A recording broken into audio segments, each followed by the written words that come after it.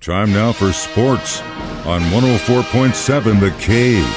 Here's Ned Reynolds. Ned Reynolds, Mike the Intern, back in the studio. It's Friday, thank the good Lord. So, the Missouri State Bears have opened their season, facing off with Central Arkansas yesterday, and they got the dub, is that right? They do indeed. They win 27-14, they being Missouri State.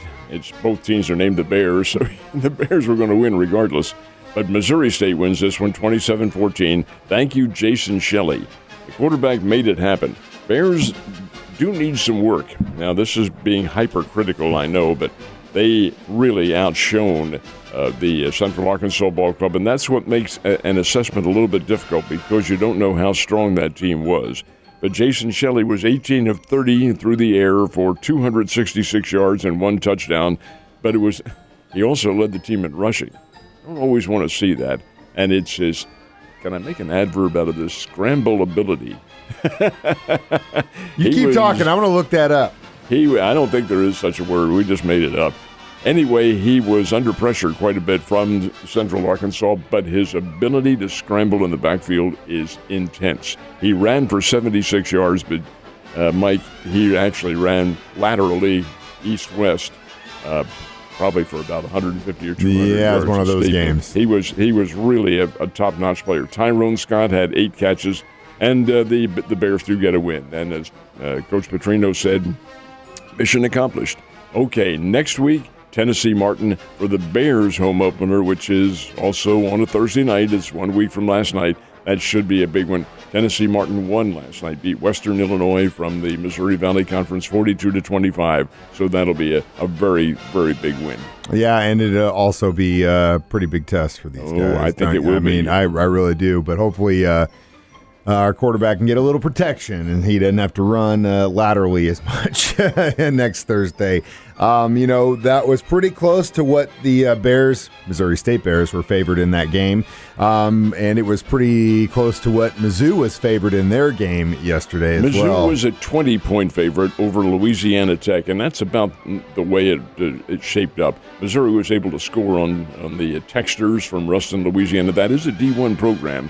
But Missouri had much more power. Come on, Missouri's SEC. What do you want? 52-24. Missouri gets the win, and that's a very good win for them. Now they have, next week. You know where they go next week? This is really interesting.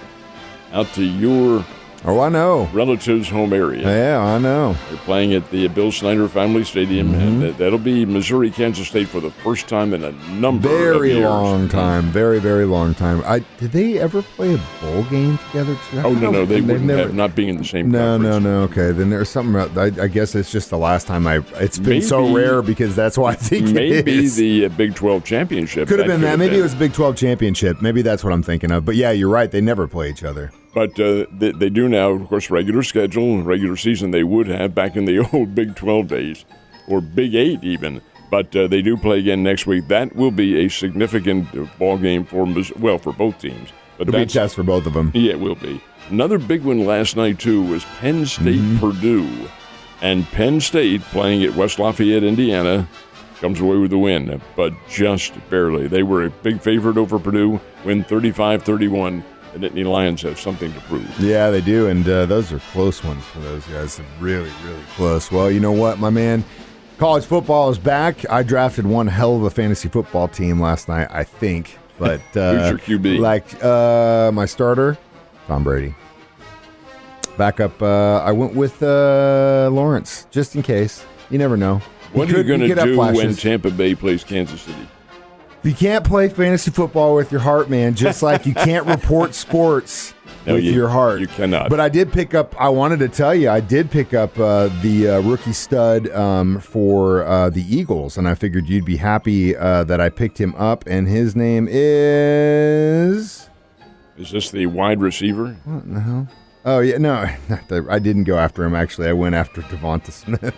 Well, there's nothing wrong with that. No, I know, but I thought, for some reason, I thought I went after the rookie, too. I must have just had a choice, and I picked him instead, which was probably the better pick. When you're going with a veteran, that's better. And if Jalen Hurts shows up and actually has a hell of a season, like everyone is saying he's going to, what do you think? Green and white. Right, so I know Ned's been glued to the TV the last few days. U.S. Open tennis championships are hot. Still got a few rounds left, but any big surprises yesterday? Not really. Of course, Venus and Serena did play doubles last night. Now, Serena plays her third singles match coming up tonight at the U.S. Tennis Center at Flushing, but they did play doubles tonight. Guess that this is incredible. You never, ever have a doubles match at center court at the Arthur Ashe Stadium. Never. But they did last night and drew 20,000. Well, of course. That's history. And they got knocked out in the first round. Yeah, that sucks. And as a matter of fact, I think it was Serena who said, hey, sorry, fans. They got beat by a championship team from Europe, 2 European players. But they did get knocked out. That's doubles. Now, the singles is where they're really concentrating on Serena because she does have 23 Grand Slam titles to her credit, going for a 24th in what apparently is going to be her final year. She hasn't come right out and said, hey, I'm done after this. She's hinted at it. Well, she's still playing pretty well and does tonight. Anyway, the number 1 seed among the ladies is Iga Swiatek, and she did get a win last night. That was a very impressive one. Beat Sloane Stephens, who's a fine player. And the one that fascinated me more than any was Victoria Azarenka. She is a former Springfield Laser. Mm-hmm. She's from Belarus, but she lives in Phoenix, I think. She's Americanized and lives here. Played a Ukrainian. Belarus, her home country, helped Russia invade. At the end of the match, didn't shake hands.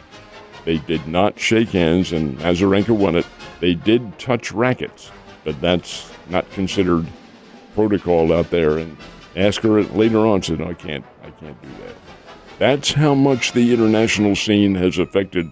Well, tennis is such an international sport too. But when you're dealing in politics like this, that shouldn't enter in the athletic arena. I agree with you 100%. But it does, and you saw it right there, and that's a big deal. Yeah, and it's a shame too because these things you see it in the Olympics in the past and stuff where these guys and gals are supposed to overcome and fly above the BS. But you know what?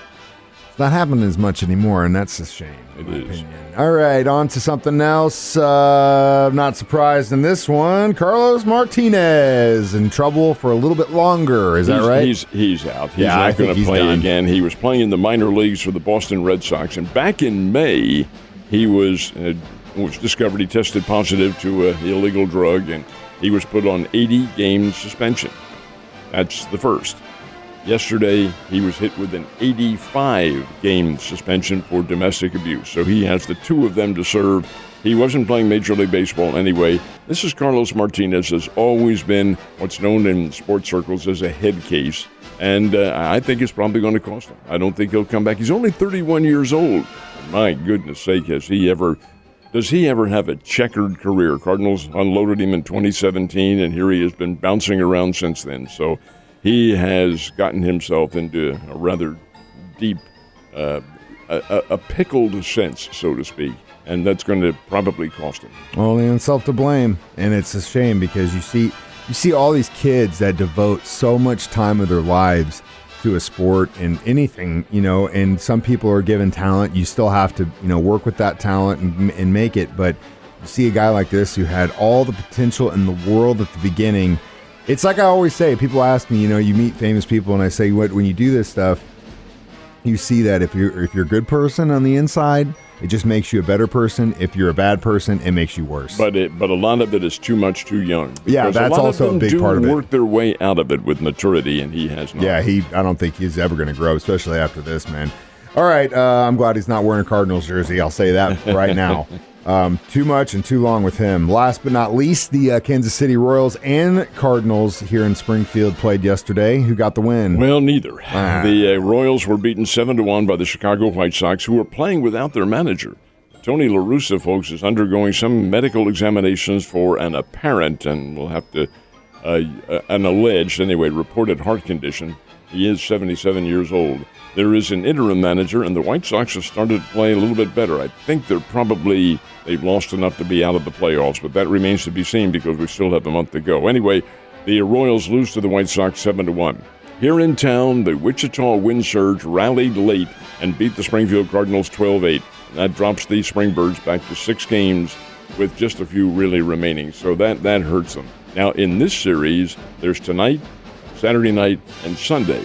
So if the Springbirds are able to come away with 3 wins, that's going to help them. But still being 6 games back with just a few remaining on the schedule, that's going to be hard to overcome. It is. It's tough because they were within reach, my man, and then it just went the other way. Well, you know what? There's still plenty of baseball in the majors, so if you're a Cardinals fan, at least you got that going for you. And your last chance for the next 2 weeks to see the Springfield Cardinals for this year. Yeah, absolutely. Ned, you have a wonderful Labor Day weekend. I know you're going to be busy. Try to keep your head on straight and stay out of trouble. That's what Labor Day is all about. I don't want any late-night phone calls having to bust you out of jail, right? That ain't going to happen. I'll see you later.